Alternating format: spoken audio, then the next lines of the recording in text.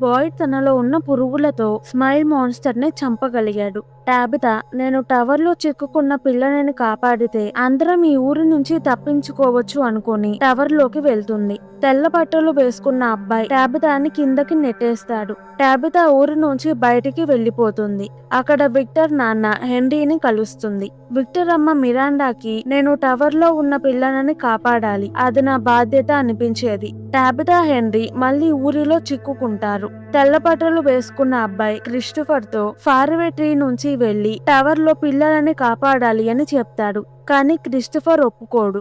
ఇదంతా వింటున్న విక్టర్ మిరాండాకి చెప్తాడు. మిరాండా విక్టర్ చెల్లి ఎలోయిస్ ని అండర్ గ్రౌండ్ స్థలాల్లో దాంకోమని తను ఫార్వే ట్రీ దగ్గరికి వెళ్తుంది. మాన్స్టర్ తనని చంపేస్తుంది. ఎల్జిన్ కి కిమోనో వేసుకున్న ఆమె నాకు సహాయం చెయ్యి, మిమ్మల్ని ఇంటికి చేరుస్తాను అంటుంది. ఫాతిమాలో నుంచి చనిపోయిన స్మైల్ మాన్స్టర్ మళ్ళీ పుడతాడు. రాత్రి వచ్చే మాన్స్టర్స్ ఎప్పటికీ బ్రతికి ఉండాలి అని వాళ్ళ పిల్లలని బలిచ్చారు. మిరాండా లాగా టాబితాకి కూడా చిన్నప్పుడు పీడకలల్లో ఈ చోటుని చూసింది. పిల్లలని కాపాడడానికి మిరాండా టాబితాల జేడ్ క్రిస్టోఫర్లా మళ్ళీ పుట్టారు. జూలీ డంజన్ లోకి అడుగు పెట్టంగానే చేంబర్ లో ఉంటుంది. విజన్ లో కాకుండా నిజంగా అక్కడ ఉన్నట్టు అనిపిస్తుంది. ఒక అతను వచ్చి జిమ్ ని అటాక్ చేసి జూలీతో ఒకసారి జరిగిపోయిన కథని ఎవ్వరూ మార్చలేరు, మనం చాలాసార్లు కలిశాము, ఇప్పుడు నువ్వు ఏ టైం నుంచి వచ్చావు అంటుంటే జూలీ మాయమవుతుంది. రోడ్డు మీద వెళ్తున్న ఒక అతనికి చెట్టు అడ్డం వస్తుంది. సెలార్ లో ఫాతిమాకి బేబీ పుట్టినప్పుడు విజన్ వచ్చింది.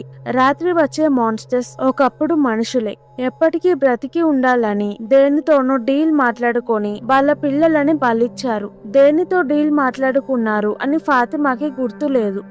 బాయిడ్ ఇంకా అండర్ గ్రౌండ్ లో ఉన్నాడు. ఎలిస్ ఫాతిమాని అక్కడ నుంచి తీసుకువెళ్తాడు. కెనీ బాయిడ్ ని వెతుకుతూ వెళ్తాడు. లోపల స్మైల్ మాన్స్టర్ ని చూసి షాక్ అవుతాడు. బాయిడ్ కెనీ మాన్స్టర్ వచ్చేలోపు తొందరగా పైకి వచ్చి డోర్ వేస్తారు. చనిపోయిన మాన్స్టర్ మళ్ళీ ఎలా బ్రతికింది అని కెన్నీకి అర్థం కాదు. బాయిడ్, ఫాతిమాకి పుట్టిన బేబీ పెరగడం నేను చూశాను, ఫాతిమా బేబీనే ఈ మాన్స్టర్ అని చెప్తాడు. సారా ఎల్జిన్ ని టార్చర్ చేసి ఫాతిమా ఎక్కడ ఉందో కనుక్కుంది. క్రిస్టీ ఎల్జిన్ కి ట్రీట్మెంట్ ఇస్తుంది. సారా స్క్రూ డ్రైవర్ తో ఎల్జిన్ కన్నుని బయటికి తీసింది. అడవిలో ఎల్లో బట్టలు అతను భూమిలో వెతుకుతాడు. సూట్ కేసు ఉంటుంది. అతను తను వేసుకున్న షర్ట్ విప్పుతాడు. పోలీస్ స్టేషన్ లో బాయిడ్ ఒక బాక్స్ తెరిచి మొత్తం ఎన్ని బుల్లెట్స్ ఉన్నాయని కౌంట్ చేస్తాడు. కెనీతో మొత్తం ఎంతమంది ఉన్నారో లెక్క పెట్టు, ఇవాళ చూసిన దాన్ని బట్టి వాటి మీద మనం గెలవలేము, పరిస్థితులు బాగోకపోతే మాన్స్టర్స్ చేతుల్లో చనిపోవడం కన్నా సూసైడ్ చేసుకుని చనిపోవడం బెస్ట్ అంటాడు. కెనీ ఊరిలో మొత్తం 47 మంది ఉన్నారు అని చెప్తాడు. మ్యాన్షన్ లో ఎల్జిన్, ఆమె నాకు ఫాతిమాకి బేబీ పుడితే మీరు ఇంటికి వెళ్ళొచ్చు అని చెప్పింది అంటాడు. క్రిస్టీ, నీకు అబద్ధం చెప్పారు, నీకు ఒక్కడికే కాదు సారాకి కూడా ఇలానే అయింది అంటుంది. ఎల్జిన్ కన్నుకి కుట్లు వేస్తుంది. టాబితా ఇంటికి వస్తుంది. జిమ్ ఎక్కడ ఉన్నాడో తనకి తెలియదు. ఊరిలోకి ఒక కార్ స్పీడ్ గా వచ్చి పోలీస్ స్టేషన్ గోడని గుద్దుతుంది. కార్లో డ్రైవ్ చేస్తున్న అతను స్పృహ తప్పి పడిపోయి ఉంటాడు. అతని కూతురు సోఫియా. బాయిడ్ వాళ్ళు సోఫియాని బయటికి తీస్తారు. మేరియల్ కార్లో ఉన్న అతనిని చెకప్ చేస్తుంది. సోఫియా దెబ్బలకి ట్రీట్మెంట్ ఇస్తుంది. కార్ డోర్ జామ్ అయింది. బాయిడ్ కెన్నీ డోర్ తెరవడానికి ప్రయత్నిస్తారు. సోఫీ జరిగింది చెప్తుంది. వాళ్ళకి దారికి అడ్డంగా చెట్టు కనిపించింది. వెనక్కి తిరిగి వెళ్దామని వెళ్తుంటే నాన్న ఏదో సౌండ్ చేసి వణుకుతున్నాడు. కార్ ఫాస్ట్ గా నడుపుతున్నాడు. సోఫీ ఆపడానికి ట్రై చేసింది కానీ తన వల్ల అవ్వలేదు. యాక్సిడెంట్ అయింది. బాయిడ్, కెన్నీ, రాండల్ డోర్ తెరిచి అతనిని బయటికి తీస్తారు. మేరియల్, అతనికి ఫిట్స్ వచ్చినట్టు ఉంది. ఎల్జిన్, సారాకి అలానే ఫిట్స్ వచ్చాయి. ఇక్కడ జరిగే వాటికి మెడికల్ ట్రీట్మెంట్ లేదు అంటుంది. కెన్నీ అతనిని సోఫియాని హాస్పిటల్ కి తీసుకువెళ్తాడు. బాయిడ్ మాన్స్టర్ గురించి ఫాతిమా, ఎలిస్, డోనా, క్రిస్టీకి చెప్తాడు. ఫాతిమా తనకి వచ్చిన విషన్ గురించి చెప్తుంది. బాయిడ్, వాళ్ళు దేనితో డీల్ మాట్లాడుకున్నారు అన్నది నువ్వు గుర్తు తెచ్చుకోవాలి అంటే ఫాతిమా, నాకు గుర్తు లేదు, నేనేం చూశాను, ఎందుకు చూశాను అని నాకు అర్థం కావట్లేదు అంటుంది. హాస్పిటల్లో సోఫియా నాన్నకి తొందరగా నయం అవ్వాలి అని దేవుడికి దండం పెట్టుకుంటుంది. కెనీని మా అమ్మకి కాల్ చేయాలి అని ఫోన్ అడుగుతుంది. కెనీ ఈ ప్లేస్ గురించి సోఫియాకి చెప్తాడు. రాత్రి అవుతున్నా జిమ్ ఇంకా ఇంటికి రాలేదు. టాబితా జిమ్ మ్యాన్షన్ లో ఉండి ఉంటాడు అనుకుంటుంది. జూలీ ఈథన్ కి కూడా అలానే చెప్తుంది. కెనీ సోఫియాతో ఈ ఊరిలో నుంచి మనం తప్పించుకోలేము. సిగ్నల్స్ ఉండవు. రాత్రి మాన్స్టర్స్ వస్తాయి. వాటి నుంచి రక్షణగా రాయిని కట్టాలి అంటాడు. సోఫియా కెనీతో కూడా ప్రేయర్ చేపిస్తుంది. టాబితా ఇంట్లో వస్తువులు ఎగిరి పడతాయి. తలుపులు కొట్టుకుంటాయి. హాస్పిటల్లో కెనీ నిద్రపోతున్నప్పుడు సోఫియా నాన్న మీద చెయ్యి పెట్టి లెగువు అంటుంది. నాన్న లెగుస్తాడు. సోఫియా, నువ్వు ఈ కథలో ముఖ్య పాత్ర పోషించావు అంటుంది. అసలేమైందంటే ఎల్లో బట్టలు వేసుకున్న అతను రూపం మారి సోఫియా లాగా అవుతాడు. సూట్ కేసులో నుంచి అమ్మాయి బట్టలు తీసుకొని వేసుకున్నాడు. రోడ్డు మీదకి వెళ్లి అతన్ని ఆపి, నేను తప్పిపోయాను, లిఫ్ట్ కావాలి అని అతన్ని కారు ఎక్కుతాడు. అతనికి ఫిట్స్ తెప్పించి యాక్సిడెంట్ అయ్యేలా చేశాడు. ఇప్పుడు హాస్పిటల్లో అతనిని చంపేస్తాడు. కెనీకి మెలకువ వస్తుంది. సోఫియా ఎక్కడా కనిపించదు. బయట నుంచి ఏడుపు వినిపిస్తుంది. సోఫియా డోర్ తీసి బయట నిల్చొని ఏడుస్తుంది. మాన్స్టర్స్ వచ్చేస్తాయి. కెన్నీ తొందరగా సోఫీని లోపలికి తీసుకువెళ్తాడు. సోఫియా, మా నాన్న చనిపోయాడు అని ఏడుస్తుంది. పొద్దున మ్యాన్షన్ లో బాయిడ్ ఎల్జిన్ తో, నువ్వు ఫాతిమాని కిడ్నాప్ చేయడం, మేము నిన్ను టార్చర్ చేసిన విషయం ఎవ్వరికీ తెలియకూడదు. తెలిస్తే ఎవరూ కంట్రోల్లో ఉండరు. అందుకే నువ్వు ఫాతిమాని కాపాడుతున్నప్పుడు నా కన్ను పోయింది అని చెప్పాలి. లేదా నువ్వు ముసలాముని చంపేశావు అని చెప్పి నిన్ను బాక్స్ లో పెడతాము అని బెదిరిస్తాడు. ఎల్జిన్ భయంతో సరే అంటాడు. జిమ్ ఇంకా ఇంటికి రాలేదు. బాయిడ్ కి మోటార్ బోర్డ్ కి బ్యాగ్ తగిలించి కనిపిస్తుంది. వెంటనే వెళ్లి చూస్తాడు. బ్యాగ్ నుంచి రక్తం కారుతూ ఉంటుంది. టాబితా, జూలీ, ఈథన్ బయటికి వస్తారు. అది జిమ్ అని అందరికీ టెన్షన్ గా ఉంటుంది. టాబితా జూలీతో ఈథన్ ని ఫామ్ కి తీసుకువెళ్ళమంటుంది. బ్యాగ్ ని జాగ్రత్తగా కిందకి దించుతారు. టాబితా టెన్షన్ గా బ్యాగ్ ని తెరుస్తుంది. దానిలో గొర్రె ఉంటుంది. ఫామ్ కి వెళ్లిన జూలీ, ఈథన్ కి జిమ్ డెడ్ బాడీ కనిపిస్తుంది. స్తంభానికి తలకిందులుగా వేలాడుతూ ఉంటుంది. గోడ మీద knowledge comes at a cost అని రాసి ఉంటుంది. అంటే టాబితా జెడ్ నిజం తెలుసుకున్నారు. దానికి మూల్యంగా వాళ్ళు జిమ్ ని చంపేశారు. హాస్పిటల్లో సోఫియా అతని ముందు దేవుడికి దండం పెడుతూ ఏడుస్తున్నట్టు నటిస్తూ నవ్వుతుంది. యాక్సిడెంట్ లో సోఫియా స్పెట్స్ పగిలిపోయాయి. కెనీ సోఫియాని ఊరు చూపించడానికి స్టోరేజ్ రూమ్ లో వేరే స్పెట్స్ ఉన్నాయేమో చూడడానికి తీసుకువెళ్తాడు. సారా నుంచి జిమ్ చనిపోయాడు అని కెన్నీకి తెలుస్తుంది. కెనీ జిమ్ ని చూడడానికి వెళ్తాడు. సారా సోఫియాని స్టోరేజ్ రూమ్ కి తీసుకువెళ్తుంది. టాబితా జెడ్ పిల్లలని కాపాడడం కోసం మళ్ళీ పుడుతూ ఉంటారు. కానీ చనిపోయిన పిల్లలని ఎలా కాపాడాలి అని అర్థం కాదు. జెడ్ ఆలోచిస్తూ ఉంటాడు. జూలీ, నేను నాన్నని మళ్ళీ బ్రతికిస్తాను అని ర్యాండల్ తో డంజన్ దగ్గరికి వెళ్తుంది. టాబితాతో వచ్చిన పోలీస్ ఎకోస్టా, బాయిడ్, సారా వాళ్ళు ఎల్జిన్ ని టార్చర్ చేయడం చూసింది. టార్చర్ చేయడం తనకి నచ్చదు. తను వచ్చినప్పుడు మాన్స్టర్స్ ఉన్నాయి. బయటికి దారి ఉందో లేదో తెలుసుకోకుండానే ఇంట్లోకి వెళ్ళింది. అందరూ చెప్పింది నమ్మింది. ఇప్పుడు తనకి నమ్మకం పోయింది. అంబులెన్స్ లో ఎక్కి డ్రైవ్ చేసుకుంటూ వెళ్తుంది. ఎవరు ఆపుతున్నా ఆగదు. డంజన్ దగ్గర జూలీ ర్యాండల్ తో, నేను లోపలికి వెళ్ళాక నాకేం జరుగుతున్నా కొంతసేపు ఆగాక నన్ను బయటికి లాగు అని చెప్పి డంజన్ లోకి అడుగు పెడుతుంది. టైం ట్రావెల్ చేసి బాయిడ్ మాన్స్టర్స్ ని బైల్ బుల్లెట్స్ తో షూట్ చేస్తున్న టైంలోకి వెళ్తుంది. జిమ్ ని చూసి అటువైపు వెళ్తుంటే ఒక మాన్స్టర్ తనని ఆపి చంపేయబోతుంది. సమయానికి ర్యాండల్ జూలీని డంజన్ నుంచి బయటికి లాగుతాడు. టాబితాకి ఈథన్ ఎక్కడా కనిపించడు. ఎవ్వరికీ చెప్పకుండా ఈథన్ బయటికి వెళ్ళాడు. బాయిడ్ కెనీ అంబులెన్స్ ని ఆపడానికి రోడ్డు మీద ముళ్ళులని చల్లుతారు. టైర్ పంచర్ అయ్యి అంబులెన్స్ ఆగుతుంది. ఈథన్ అడవిలోకి వెళ్తాడు. అక్కడ జిమ్ ఆత్మ కనిపిస్తుంది. జిమ్ మాటిమాటికి వెనక్కి చూస్తూ ఉంటాడు. ఈథన్ తో, నువ్వు మీ అమ్మ అక్కకి సపోర్ట్ గా ఉండాలి. మనం ఈ ఊరికి మొదటిసారి వచ్చినప్పుడు యాక్సిడెంట్ అయింది. అప్పుడు నీకు లేక్ ఆఫ్ టీయర్స్ కల వచ్చింది. ఆ చోట నిజంగా ఉంది. దానిని నువ్వు వెతకాలి అంటాడు. టాబితా ఈథన్ ని పిలుస్తుంది. ఈథన్ తిరిగి చూసేసరికి జిమ్ మాయమవుతాడు.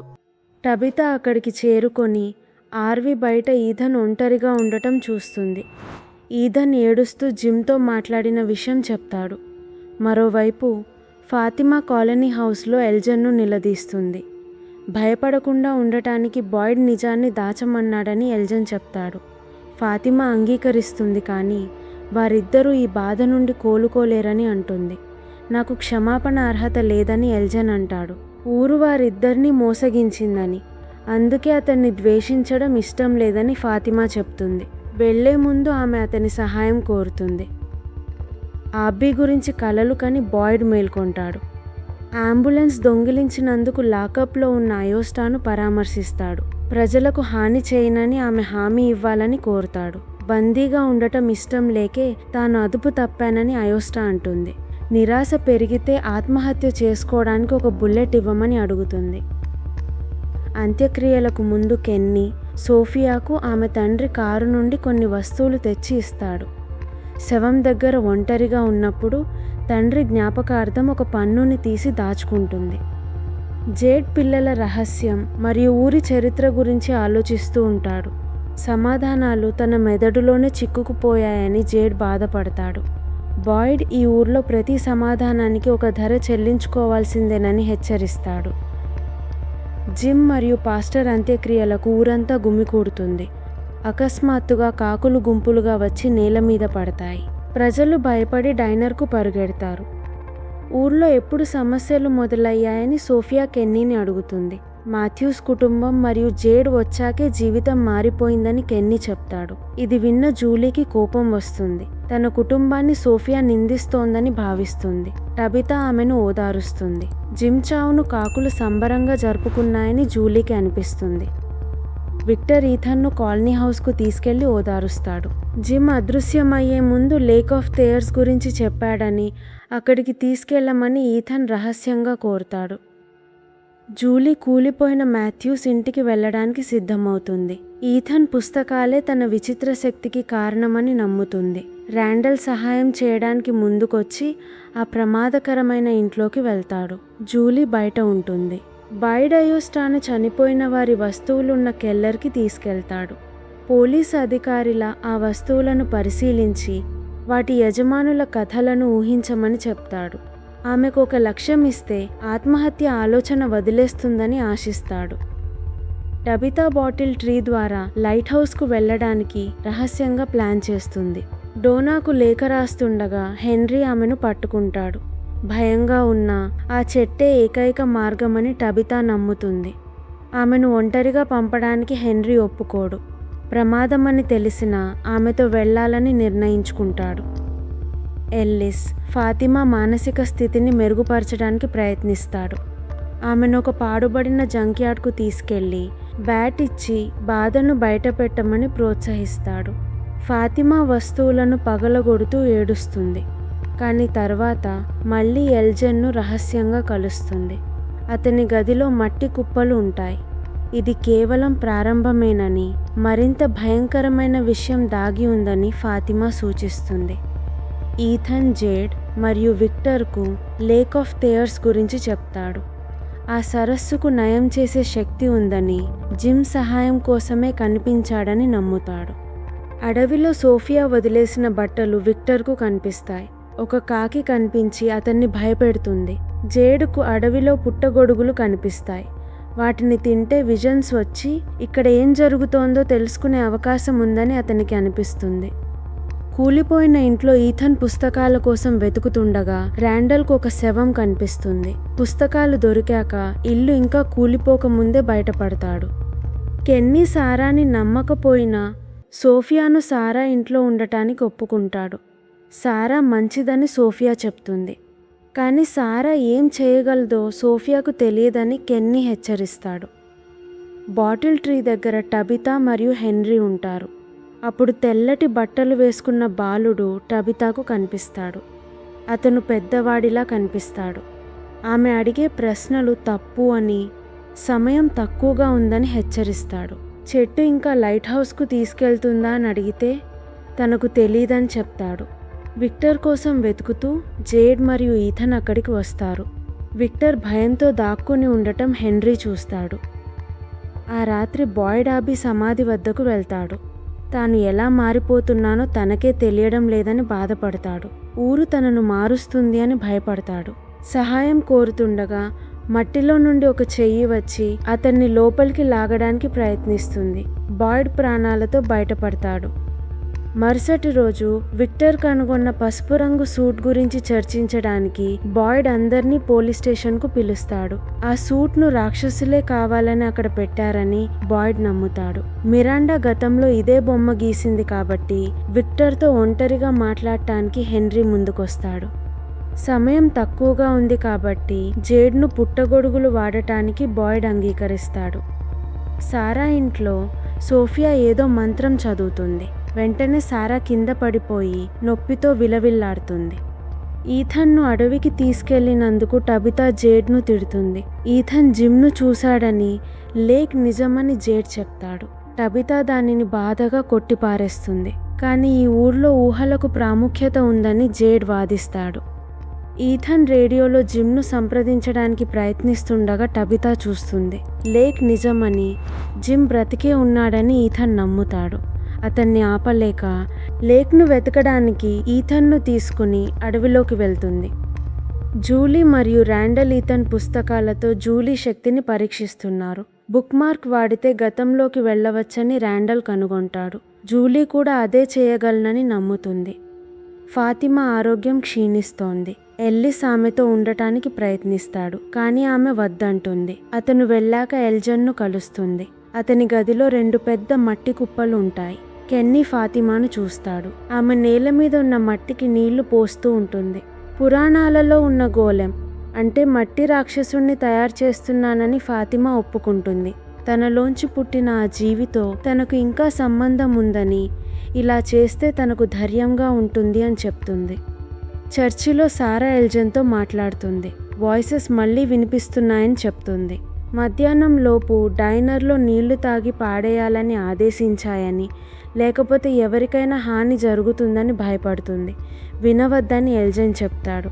కానీ ఆజ్ఞలు వినకపోతే శిక్ష ఉంటుందని సారాకు తెలుసు. విక్టర్ మరియు హెన్రీ చెట్లను కొలుస్తుంటారు. పసుపు సూట్ వేసుకున్న అతని గురించి హెన్రీ అడుగుతాడు. విక్టర్ సమాధానం చెప్పకుండా అతన్ని అడవిలోకి తీసుకెళ్తాడు. ఈథన్కు రెక్క విరిగిన పక్షి కనిపిస్తుంది. అది లేక్ నుండి వచ్చిన సంకేతమని నమ్ముతాడు. ఊళ్ళో సారా డైనర్కు వెళ్ళి వాయిసెస్ ఇచ్చిన ఆజ్ఞలు పాటిస్తుంది. కానీ నీళ్లు తిరిగిపోయడానికి సంకోచిస్తుంది. అప్పుడే సోఫియా పూల్ దగ్గర పడి చేయి విరగ్గొట్టుకుంటుంది. వాయిసెస్ దీనికి కారణమని గ్రహించిన సారా వెంటనే వెళ్ళి పని పూర్తి చేస్తుంది. జూలీ మరియు ర్యాండల్ రినస్ వద్ద బుక్ మార్క్ సిద్ధాంతాన్ని పరీక్షిస్తారు. లోపలికి వెళ్లే ముందు జూలీ జుట్టు కత్తిరించుకుంటుంది. విజన్స్లోకి వెళ్తుంది. పసుపు సూట్ వేసుకున్న అతను ఆమెను చూసి దగ్గరకొస్తాడు. ర్యాండల్ ఆమెను బయటకు లాగుతాడు. విక్టర్ హెన్రీకి పసుపు సూట్ వేసుకున్న అతని పాత బొమ్మలు చూపిస్తాడు. మిరాండా చావు వెనుక ఉన్న భయంకరమైన నిజం చెప్తాడు. బాయిడ్కు కాలనీ హౌస్ మెట్ల మీద ఆబ్బీ ఉంగరం కనిపిస్తుంది. అసలు ఉంగరం స్టేషన్లోనే ఉంది. ఈ కొత్త ఉంగరం కాసేపటికే మాయమవుతుంది. అడవిలో ఈథన్కి లేక్ కనిపిస్తుంది. ఇదే లేక్ ఆఫ్ టియర్స్ అనిపిస్తుంది. లేక్ గాయాలను నయం చేస్తుంది అని లేక్ వాటర్ పక్షి మీద పోస్తాడు. కానీ పక్షి చనిపోతుంది. ఈథన్ మరియు టబితా పక్షిని పాతిపెడతారు. అక్కడ వింత విగ్రహాలు ఉంటాయి. ఒక అతనికి లేక్లో తాడు కనిపిస్తుంది. దానిని లాగగానే సరస్సు మధ్యలో నుండి ఏదో పెద్ద వస్తువు పైకి వస్తుంది. టీం అందరూ కలిసి దానిని ఒడ్డుకు చేరుస్తారు. దానిలో పెద్ద బొమ్మలుంటాయి. డోనా ఒక బొమ్మను కోస్తే లోపల దూది మాత్రమే ఉంటుంది. అవి నీటిలోనే ఉండాలని భావించి రాళ్లు నింపి మళ్ళీ సరస్సులో పడేస్తారు. బొమ్మలను తాకగానే టబితాకు పాత జ్ఞాపకాలు వస్తాయి. రాత్రి గుడిసెలో ఉంది. రక్షణగా తాయెత్తుని పెట్టుకుంటారు. టబితాకు మరో విజన్ వస్తుంది. చిన్నప్పుడు తాబితా అలాంటి బొమ్మలని పట్టుకొని ఉంది. ఒక మనిషి ఈ బొమ్మలను సరస్సులో పడేయడం చూస్తుంది.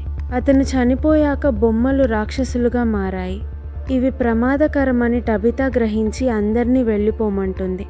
డోనా తాయెత్తు రక్షిస్తుందని అంటుంది. ఇంతలో గోడ పగలగొట్టుకొని బొమ్మ లోపలికొచ్చి ఒక అతనిని చంపేస్తుంది. ఇంకొక బొమ్మ ఒక ఆమెని గాయపరుస్తుంది. టబితాకు రాక్షసులను ఎలా ఆపాలో గుర్తుకొస్తుంది. ఆ వింత విగ్రహాలతో బొమ్మలని ఆపవచ్చు. ఒక దానిని ఆపగానే మిగిలినది అడవిలోకి పారిపోతుంది. క్లినిక్లో క్రిస్టీ సోఫియా చేయి సరిచేస్తుంది. మారియల్ అంబులెన్స్లో బ్రేస్ తెచ్చుకోవడానికి వెళ్తుంది. గొలుసులు తనని బంధించినట్టు విజన్ వస్తుంది. రేడియోలో అరుపులు వినిపిస్తాయి. క్రిస్టీ ఆమెను భయంతో చూస్తుంది. మారియల్ ఏం జరిగిందో చెప్పదు. సోఫియా మారియల్ను తాకగానే మారియల్లా డంజన్లో బంధించబడ్డ భయంకరమైన విజన్ కనిపిస్తుంది. సోఫియా మారియల్ ఇతరుల బాధను అనుభవించడానికి ఎంపికైందని చెప్తుంది. ఒక పురాతన శక్తి అందరి బాధను తింటూ చనిపోయిన వారిని ఊర్లో బంధించిందని మారియల్ నమ్ముతుంది. ఫాతిమా గోలెం తయారు చేస్తూ ఉంటుంది. స్మైలీతో ఉన్న మానసిక సంబంధం తనను భయపెడుతోందని చెప్తుంది.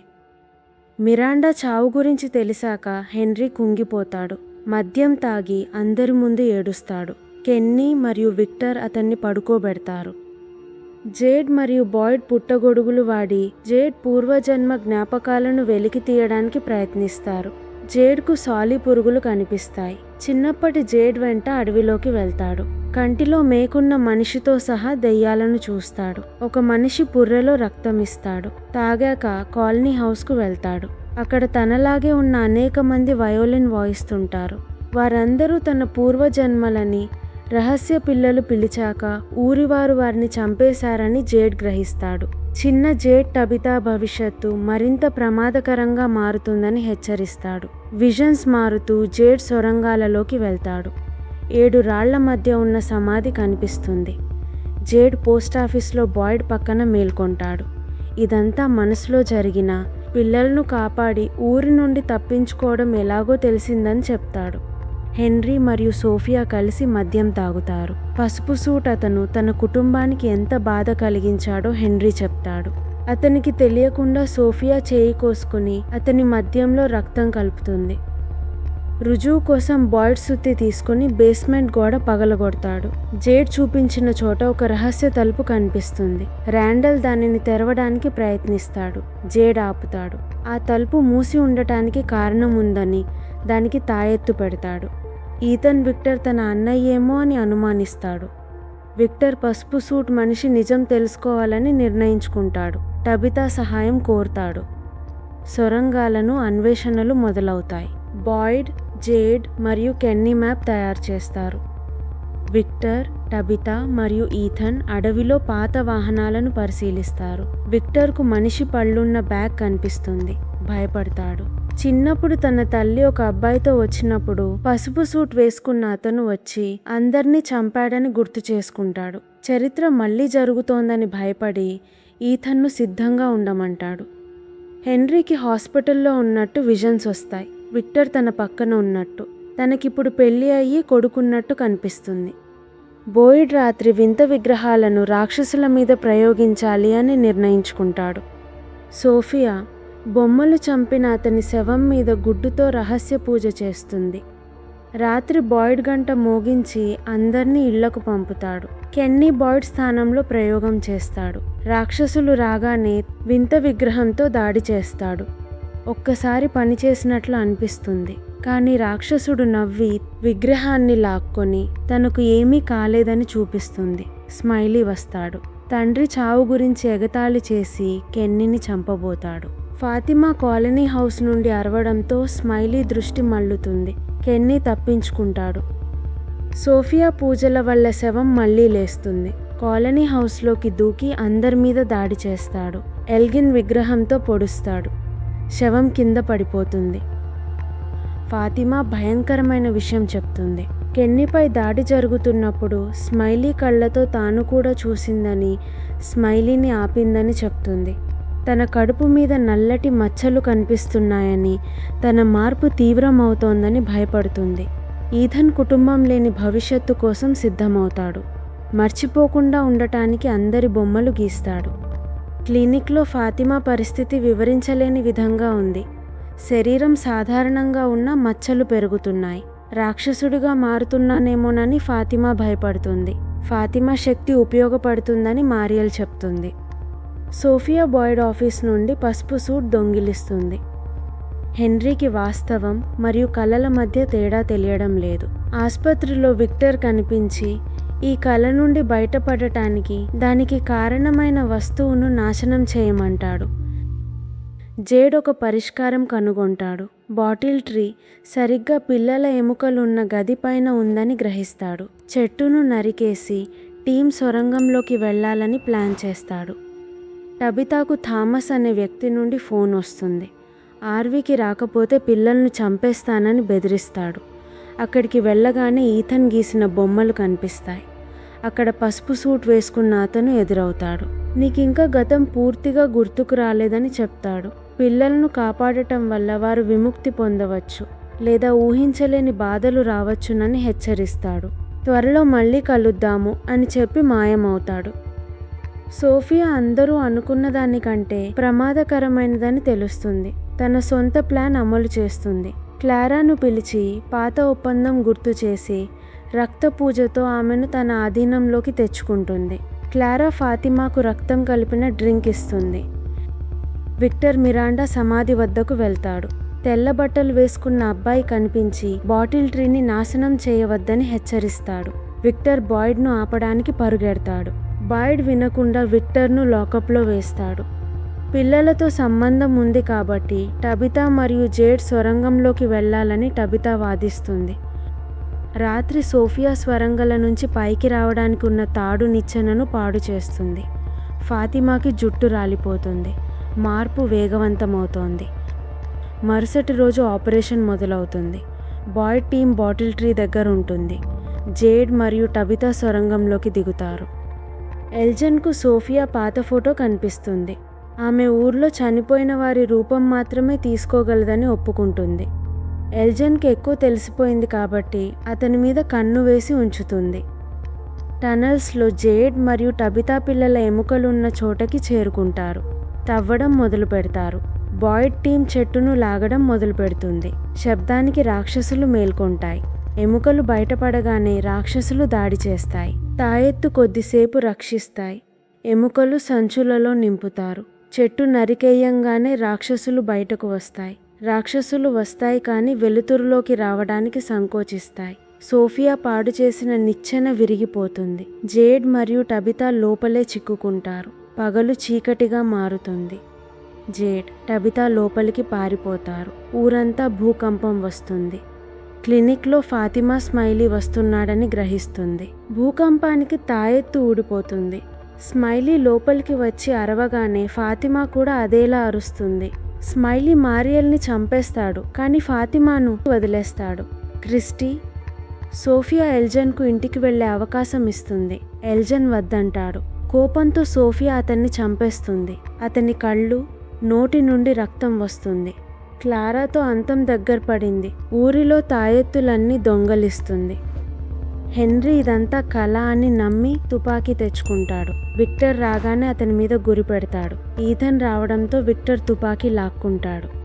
బాటిల్ ట్రీ ఉన్న చోట తుఫాన్ వస్తుంది. జేడ్ మరియు టబితా నుండి సిగ్నల్ వస్తుంది. బాయిడ్, ఎల్లిస్ మరియు ఫాతిమా సొరంగంలోకి వెళ్తారు. ఎముకల అడ్డుగోడ వెనుక వారిని కనుగొంటారు. బాయిడ్ వారిని విడిపిస్తాడు. రాక్షసులు దగ్గరకు వస్తున్నాయి. అందరినీ కాపాడటానికి ఫాతిమా వెనుక ఉండిపోతుంది.